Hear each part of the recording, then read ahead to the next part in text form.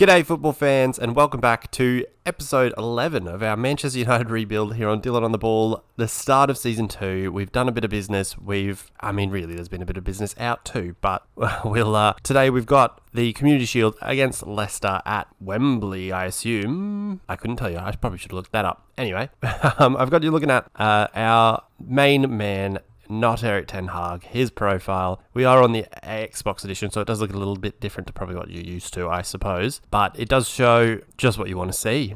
We've won a league. We've got a win percentage of 78%, which is unreal. And he's being paid an absolutely insane amount of money, which if I could negotiate a new contract, I would just absolutely strip all of that money away because it doesn't matter. Anyway, before we get through to just the transfer business we have done anyway, I'll just remind you to leave a like down below, subscribe if you're new to the channel, if you want to stick on and see out this season, see how we go in the Champions League, all of that good stuff. Leave a comment down below, and there's also the social medias down in the description. With that out of the way though, I'll just now go, I reckon we'll go to the outgoings first, and, not necessarily some big names, but some definite first team names anyway. First of which is 29-year-old Alex Telles.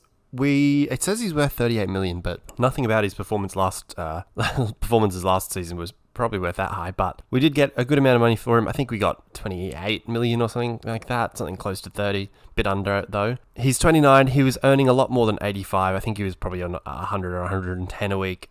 So we've gotten rid of that extra money. We've gone a bit younger with who we've replaced him with as well as making a profit on that one. So I think we ended up selling him for, let's have a look, ended up selling him for 26 million. I think there might be add-ons to that though.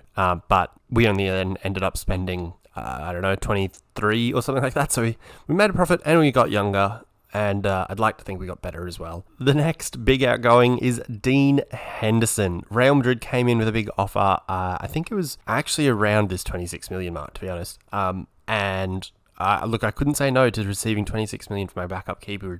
Made 4 appearances last season, something like that. So he has gone to Real Madrid. He's off to Spain on a bit of a holiday. He's going to be playing backup to Thibaut Courtois, no doubt. But we were more than happy with letting him go for that amount of money when we could bring in a backup for a lot less and definitely make a profit on that one. Also one that had been confirmed for some period of time, Edinson Cavani has buggered off to Turkey to play for Besiktas. We just ended up letting his contract run out. I didn't want to sign him onto a new one. He would have asked for way too much money. He wasn't worth it, and we've ended up replacing him as well. Another outgoing on a free transfer, a bit of a weird one. It's Juan Mata at the age of 34. He's retired. He's now, you can see he's got his staff profile. He needs to do a few of the coaching badges, I think. He's clearly wanting to go into management. Those 2 top skills are great. That's incredible. Just obviously a lot of work to go here. I don't know how someone of his, caliber, playing for Spain, winning trophies with Spain, winning trophies with, Chelsea, did he win anything with United? I don't know. Probably not. You think he would deserve something a bit better, like his tactical being a 1 with his sort of, anyway, I don't know. Maybe I'm overthinking it. Anyway, he went out on a free. His contract expired, and I wasn't going to pay him money to stick around and not do anything next season, so he's gone. We have had a couple of other offers on people, but people don't want to leave United having won a league, apparently. For instance, Anthony Martial said no to going to Chelsea. We managed to get them to pay £30 million for someone we don't want, but he said no, he didn't want to go. So that was one that we tried to get done and didn't. Victor Lindelof is another one we've had offers on, but just haven't actually gone through to anything. Most of the time we just kept offers way too low. It has his value there as 36 million. I think the offer we got was from Juventus for about £12 million, and it's just ridiculous to think that they could try and get that much of a bargain on him. Anyway, let's get to the bits you want to see. Let's get the incomings. The first confirmed incoming transfer was Fikayo Tomori. He looks absolutely brilliant. At 24 years of age, he's quick, he's big, strong, tall. It says he's worth 69 £1 million. We only paid £50 million for him, so that was nice. Looks like someone who could fit in a bit at right back with that sort of pace and work rate, sort of stamina-y goodness. And, someone who, it's great to be bringing in an English talent and someone who can be around for a number of years. Wage a bit high, but I think you'd probably expect that with someone who's playing in the England setup, and for someone who is as well regarded as Fikayo Tomori is. Next confirmed incoming is Karim Adeyemi. We brought him in. I think it says he's worth £58 million, but I'm certain we only paid about 11 or 12 or something like that. Or actually, I think we did like a structured deal that goes up to about 17. Anyway, if he meets certain benchmarks sort of thing. But for a 20-year-old striker, he looks absolutely unreal. The pace, the off the ball, the finishing, that's all you want from a Football Manager striker for an advanced forward, I guess. But he is exactly what we were looking for. Someone young, someone good who can come in and I guess take over for Ronaldo when Ronaldo starts to slow down, which last season didn't look like he was going to do that at all. So it might be a couple of years of warming the bench for Adeyemi, but I mean, if he starts to produce, he's going to get the game time. I mean, that's how it works. Next confirmed incoming, much less exciting, it's Hugo Ekitike. I don't know how to say it. Oh, I should have practiced that before we started. Anyway, it says he's worth 13 million. I think we only paid about 4 million for him. Loaned him straight back out to Reims. He's one for the future. I know he's 20, which is just as old as Adeyemi was. He's not as good just yet, but one for the future. And at £4 million, it basically screams an instant profit. I mean, even if we sell him after a year back at Reims, he's going to equal a profit, or he's going to turn out to be a good player for us. So it's sort of low risk, high reward sort of situation there with that signing. Next confirmed signing was the left back replacement for Alex Telles. It's Matthias Viña from Roma we signed him from. He just looks quite good. He looks absolutely solid for someone who's playing as a backup to Luke Shaw, I suppose. He just looks great. I mean, great stamina, great pace, great work rate, tackling, crossing. He's got the lot. We only paid about 24 million for him we paid. So look, I'm more than happy with that, and you can already see in his non-competitive stats there, the friendlies, the pre-season friendlies this year, he's been sensational. We then went ahead and confirmed the signing of Thomas Lemar permanently. I think that was actually confirmed in the last episode, but as we've ticked over into the new year, it's gone through. He is now fully our player. It says he's worth 38 million. We only paid about 23.5, I think the fee was. But I thought he was great for us in the second half of last season. Really gave us a bit more of a push and a bit more quality where we were, trying to fill gaps or plug gaps with Jesse Lingard won Mata, sold Lingard, loaned Mata out, brought in Lemar, and he was quality for someone who just sort of slotted in wherever you'd want to put him. He'd do a job. He didn't get a great rating at the end of the season, but I think that was mostly down to the amount of substitute appearances he played, really. But to have paid £23 million for a 26-year-old, in his prime, who plays for France, has 30 appearances for France, seemed like a bit of a no-brainer, and it is a good piece of business, really. Next on the list, of course, is Frank Kessie. We got him in on a free at the end of his AC Milan contract. We got very lucky there, really. He had plenty of offers, but he chose us. He looks absolutely unreal. For 25 years old, to get him on a free is absolutely unreal. The physicals there are absolutely unreal. He's big, he's thick, he's a thick boy, he's got good penalties, good tackling. I'm training him as a defensive mid, hoping he gets a bit more of the passing and the, I guess, creating things from deep into his game, though it does look like he will be absolutely sensational. Last and perhaps least exciting is the backup keeper. So we sold Dean Henderson for 25 million to Real Madrid. We brought in Alex Meret, I don't know how to say it, from Napoli. He was transfer listed. We got him for about £2 million. So to get a backup keeper who's about the same quality for 23 million less is pretty good business, I think. Someone who's played for Italy, someone who's 25, who's coming into his prime as a goalkeeper, or will be in the coming years anyway. Only paying him 60,000 a week. He's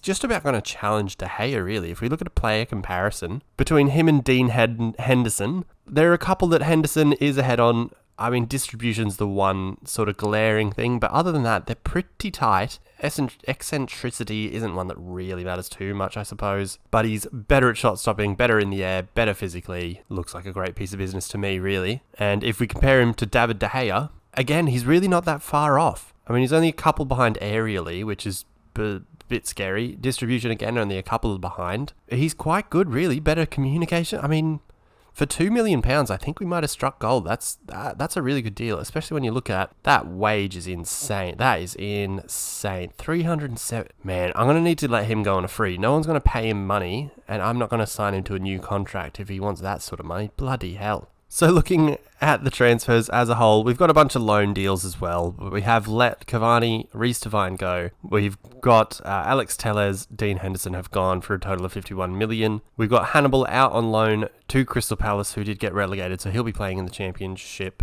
Hopefully getting good game time. Same with Gerardo, Garnacho, Shola Shortire, and Hanson Aaron? I don't know how to say that.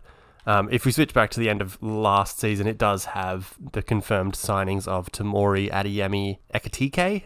I don't know how to say it, damn it. Matthias Vigna, and also then just the loaning back to Reims of Ekitike. Damn it. We have had a busy schedule in the preseason, but it all comes down to this one. We are playing the Community Shield against Leicester City at Wembley. Let's get through to our lineup, our first lineup of this season. Here it is then. We're going to be giving a number of debuts here. We've got De Gea in goal, Dalot, Varane, Fikayo Tomori, and Matthias Vigna getting debuts. Frank Kessie getting a debut in the holding mid role with Bruno Fernandes and Pogba ahead of him. A front three of Sancho on the right, Leao on the left, and a debut for Karim Adeyemi. We just, look, why not? It's the Community Shield. I mean, it'd be nice to come away with some silverware, but at the same time, it's the Community Shield. Like, I'm happy to give people debuts. I'm not giving Merritt a debut, but, you know, it is what it is. He'll get one soon. As we look at the lineups here, I'll just remind you again to please leave a like down below. It does help the channel out. It helps us grow, helps get more football fans around here. Subscribe down below if you are new, if you want to see where we get on, how we get on, I guess, rather, not where, because it'll be here at Wembley today. Also, make sure to leave a comment down below what you think of the series. What do you think we should do with our remaining money, and anyone that you think we should be really just trying to force out of the team, because I think this will be the last season at United in this for this series. We'll call it a day after this one, hopefully getting some Champions League action in there. But maybe you think we should go guns blazing, sell everyone, blow the whole thing up, and start again. I don't know. Let me know. I'm happy to treat it like a bit more of an experiment. I mean, we've already won a Premier League, so we've absolutely nailed the whole thing. And then we've managed to strengthen the team off of that with Kessie coming in, Tomori, Vigna looking good. Anyway, also down in the description below is the social medias. There's the Instagram, the Twitter, the TikTok, the Twitch. Yeah, the Twitch. And look, that's about it. Looking at the lineups, I really like Claudinho. I watched him a lot at the, was it the Olympics? Maybe it was the Olympics a couple of year back, maybe something like that. But I remember watching him and just really liking him, just really smooth on the ball and really nice. He was one of the Dylan on the ball all-stars for the Olympics. And then they've just got Luka Jovic as well up front. And then in goals is Iverson, who, if you watched our last game with Wolves, he was Aston Villa's keeper in that, and he was absolutely sensational in the second half at least. And that was embarrassing. Anyway, I don't want to talk about it anymore. Anyway, let's kick off. Let's give it a go. We are underway, and I just want to say, I'm almost excited about this season ending, or this series ending. Oh, that was a good early chance from a corner, Varane from a Sancho corner. Yeah, when this season or series does end, we'll go to the PC. We've got a face pack, we've got a logo pack, everything will be in place, ready to go. Let me know what you guys think I should do, whether it should be a rebuild of a fallen giant, or a fun Newcastle rebuild, or whatever it might be. Anyway, let's focus on this one while we're here. It's Sancho on the right, hopefully finding Dalot. Nope, loses the ball, or I mean, this is fine too. Maybe we'll play someone through. Yes, it's Sancho. It's 1-0. It's Sancho early, carrying on his form from last season, getting the first goal of the season, played through beautifully by Rafael Leao. It only took 15 minutes for us to get started. Great header one there by the new signing Vigna. Played it up to Leao. You can see we were making changes. I wanted to change the role for Adeyemi, that's all. I'll confirm that one anyway. Well, it's all gone ruddy well here, hasn't it? We are dominating them early here. You can see we've got 8 shots to 0. They've got a yellow card, we've got none, which is always a great stat to be on the, I guess, losing end of? I don't know. What would you call it? Anyway, Bruno Fernandes is breaking in, having a go, blocked, but it is Kessie who... New signing Kessie wins the ball back, gives it back to Fernandes, who finds the bottom corner. 2-0. Good effort from just outside the box. An assist for Kessie on his debut. And this is, considering how well we did in the league last year, what was it, 95 points we ended on, I think? This has got to be scary hours for the rest of the Premier League. I never like when there's a highlight straight off the back of a goal that we've scored. Because I remember like growing up playing football and being told, was that over the line? Being told that you're always most vulnerable to concede when you've just scored. So you got to, switch on and blah, blah, blah, blah. I'd always, it panics me. I get like PTSD or something. Didn't work out there for Leicester. It was almost over the line, but De Gea did keep it out well. They've got another chance here though. Claudinho bossing it in midfield. They've played through Harvey Barnes. Who's scored? I think the flag was up though. It's offside. Is there no VAR in the Community Shield? That seems weird. I don't know. Was he offside? Why didn't we get like a freeze frame? I had no idea. Alright, we'll take it. I mean, it's 0-0. 0-0? It's not 0-0, by the way. It's 2-0 to us. We kept a clean sheet. Maybe that's what I meant. Anyway, we're just going to tell him to just, I don't know, focus maybe. Or we're going to encourage them because it's the first game of the season. If it was a more important game, I might start rousing at them because we're losing our heads a little bit here. A couple of big chances for Leicester in a row. Maybe the early season encouragement will help inspire our boys to a big Champions League win this year. That's the hope anyway. We're building from the back. Beautiful football, beautiful Erik Ten Hag football, then a useless long ball that's easily intercepted. That's probably the real Erik Ten Hag football. Is going to go more so that way than our last season anyway. We've won the ball back though around halfway, and we will recycle with Adeyemi here, finding a good ball out to Viña. Plays it back to Leao and Pogba at the edge of the box. Kessie again. Beautiful football. Another beautiful, beautiful goal for Bruno Fernandes. Edge of the box, or outside the box again. This one even better than the last.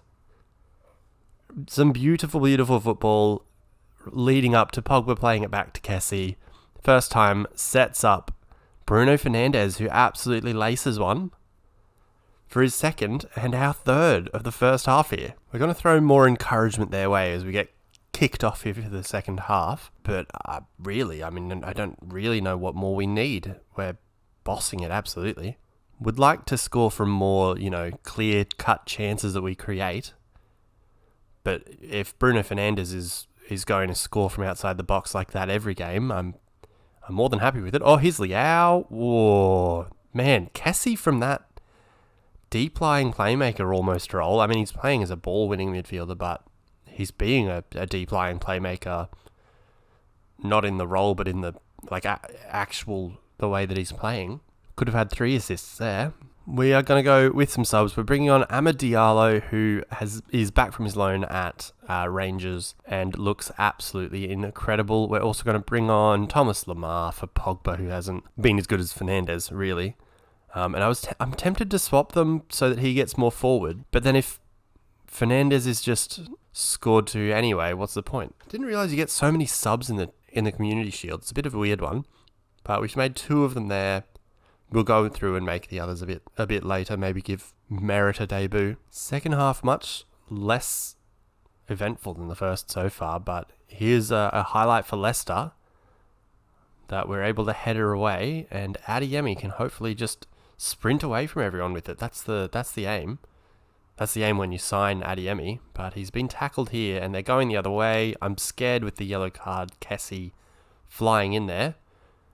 Great save to Gea. There we go. There's that save right there is exactly why we started him in place of Merritt. So I don't think Merritt on his debut saves that. You can't prove the other way. I don't know. All right, we've waited another 10 minutes or so. Kessie's looking tired, so we'll bring him out. Vigne's looking tired, so we'll bring him out. And we'll bring on the big man. Why not? Why not start the season off with more Ronaldo, and we'll change his role to poacher because that's the role he played last season where he got 40 goals in a season. So why mess with success? We'll have a long throw here, though, before we're able to make those changes. You see Vigna and Kessie are still on the field. Hopefully that doesn't mean one of them is getting sent off. Oh, it does mean a long-range effort for Raphael Varane. Not what we were expecting, I suppose. Second half's barely been noteworthy, really. What was this? How did this happen?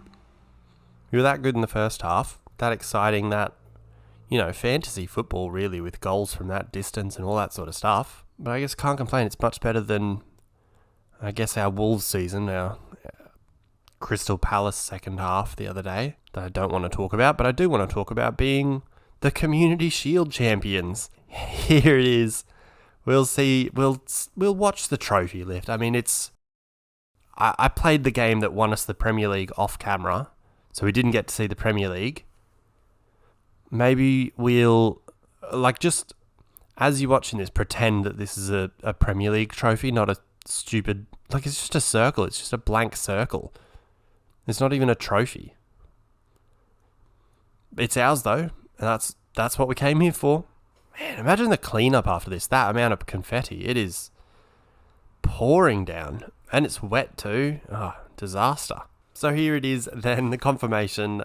Just to wrap up today's video, before we sign off, we've won the Community Shield, our second piece of silverware with Erik Ten Hag at Manchester United. We are looking like just a new era in the Premier League. I mean, we've been in the Klopp and Pep era, or the Klopp and Guardiola, the Jurgen and Pep, I don't know, whatever you want to call it. We've been in that era. We're going through to the Erik Ten Hag era.